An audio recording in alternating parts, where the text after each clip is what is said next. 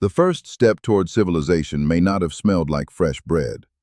It may have smelled like wet grain, old fruit, smoke, and something slightly sour bubbling in a stone hollow. That sounds less heroic than pyramids, writing, bronze tools, or the first cities. But picture the scene before all of that. No bottles, no clean glass on a table. Just a group of hunter-gatherers in the eastern Mediterranean, grinding wild grain, mixing it with water, leaving it in a warm place, and coming back to find that the food has changed. It tastes different. It feels different. After a few mouthfuls, people talk more easily. A burial feast feels heavier, stranger, more memorable. Someone remembers that it worked better when the grain was prepared a certain way. Next time, they repeat it. Alcohol was probably not invented in the way a wheel or a bow is invented. Fermentation is too pushy for that. Yeast lives in the environment. Sugary fruit breaks down on its own. Honey mixed with water can begin to ferment. A wet mash of grain can become something between food and drink if the conditions are right. Early humans did not need to understand microbes. They only needed to notice a pattern. Leave this sweet or starchy stuff alone for a while, and it becomes powerful. A fallen fig on the ground can do a small version of the same trick. Animals sometimes eat fermented fruit. Humans, with better memory, better tools, and a dangerous talent for repeating useful accidents, could take the accident and turn it into a habit. Maybe the first alcoholic drinks were not pleasant. Some were probably sour, cloudy, full of bits, and inconsistent. One batch warms your chest, another gives you a stomach ache. The discovery did not require a brewery. It required curiosity and a container. For a long time, the simple story went like this. People learned agriculture created surplus grain, and surplus grain later made beer possible. It is a neat story. First bread, then beer. First survival, then celebration. The archaeological record is making that order look a little less neat. At Raqefet Cave, near modern Haifa in Israel, archaeologists studied stone mortars used by the Natufians, a semi-sedentary people who lived before full farming societies in the region. The residues and wear marks suggest that around 13,000 years ago, they were processing wild cereals and may have been brewing a wheat or barley-based beer-like drink. The site was also a burial place, so this was probably not just a snack after work. It may have been part of ritual feasting. A graveyard is a strange place to find a brewery, but maybe it should not surprise us. Death brings people together. So do ceremonies, alliances, marriages, seasonal gatherings, and shared labor. If you want people to walk in, bring food, stay for hours, listen, remember, and feel that the event matters, a special drink helps. A cup is not only a cup in that situation, it is a social tool. The beer before bread idea comes from this kind of evidence. It does not mean a Stone Age person woke up and said, "Fine, let us invent agriculture because I want a drink." That would be too clean. The better idea is messier. Fermented grain may have been one pressure pushing people to gather more cereal, store it, process it carefully, and return to the same places again and again. That sounds minor, but it matters. Grain is annoying if you are not committed to it. You have to collect it at the right time. You have to separate useful seeds from stalks and husks. You have to grind it. Your hands get dusty. Small stones end up in the mix. If the goal is only a quick meal, there are easier foods when the landscape is generous.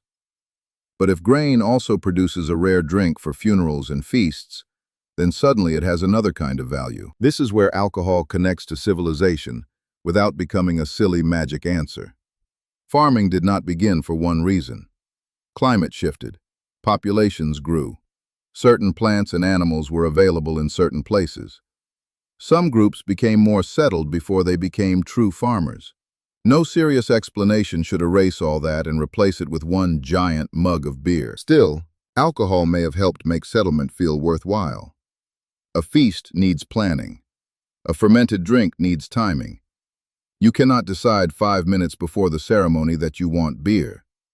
Someone has to gather the grain, crush it, wet it, maybe heat it, let it change, and protect it from turning into useless rot. That is organization. It is not a city yet, but it is a step toward repeated schedules, stored resources, and people who know their role. Think about the difference between eating berries as you walk and preparing a drink that will be ready days later. One belongs to the moment. The other belongs to a calendar. Once a community starts doing things on a calendar, even a rough one, life changes. You can see the problem. The drink is not just a drink anymore. It pulls behavior around it. The pattern appears far from the Eastern Mediterranean. At Jiahu in China, chemical analysis of ancient pottery showed residues from a fermented beverage made with rice, honey, and fruit, such as hawthorn or grape, from roughly the 7th millennium BC. That was not Natufian cereal beer. It is closer to a mixed beer-mead-wine kind of thing. The important point is that people in different places found fermentation independently and gave it cultural meaning. Jiahu was not a random camp with one forgotten jar. It was an early Neolithic village with houses, burials, pottery, tools, and even bone flutes. The drink fits into a wider picture of people making sound, storing things, burying their dead, and building repeated practices. A sticky residue inside pottery is not dramatic to look at. It sits quietly until chemistry gives it a voice. Why did humans care so much about alcohol once they found it? Partly because it changes the body. Ethanol affects the brain. It can lower inhibition, soften anxiety, make strangers feel less strange, and make a shared ritual feel more intense. In small doses, that can be socially useful. In larger doses, obviously, it becomes risky. Ancient people could notice both sides. A person who drinks too much is not hard to identify, even without a word for blood alcohol level. Alcohol also carries calories. A fermented grain mash is not empty magic. It is food transformed. It can preserve some value of a harvest for a short time, though we should not exaggerate this. Ancient beer was probably not a clean, shelf-stable product like a modern bottle. It may have been thick, cloudy, low in alcohol, and consumed soon after fermentation. No fridge, no stainless steel tank, no neat percentage printed on the side. The social part may have mattered most. Shared intoxication can create trust, or at least the feeling of trust. People laugh at the same time. They sing, they mourn, they agree to things. A leader who can provide a rare drink at a feast looks generous and powerful. A family that can host a large ceremony gains status. This is the less romantic side of the story. Alcohol can bind a group together, but it can also help create hierarchy. A pile of grain in one household is food. A pile of grain turned into feast drink is influence. That person decides when the gathering happens, who gets invited, who receives more, and who leaves owing a favor. You do not need kings for this. You only need scarcity, memory, and people watching who has enough surplus to be impressive. Later urban civilizations made alcohol even more visible. In Mesopotamia, beer was deeply embedded in daily life, labor, offerings, and written records. Once writing appears, alcohol stops being only a residue in a pot and becomes an administrative thing too. Rations, workers, temples, fields, deliveries. That does not prove beer caused cities. It shows that once cities existed, fermented grain drinks fit very naturally into their machinery. There is a funny reversal here. Modern people often treat alcohol as leisure, something after work, after responsibilities, after the serious part of life. In early societies, it may have sat inside the serious part. Funerals, seasonal rites, labor gatherings, political obligations, religious offerings, hospitality. The line between celebration and administration was not clean. Fine, this is where it gets messy fast. And the mess matters because alcohol is never only one thing. It is pleasure, poison, food, ritual, status, medicine in some traditions, and a reason people make rules. Any society that learns to produce it also has to learn to control it. Who drinks? How much?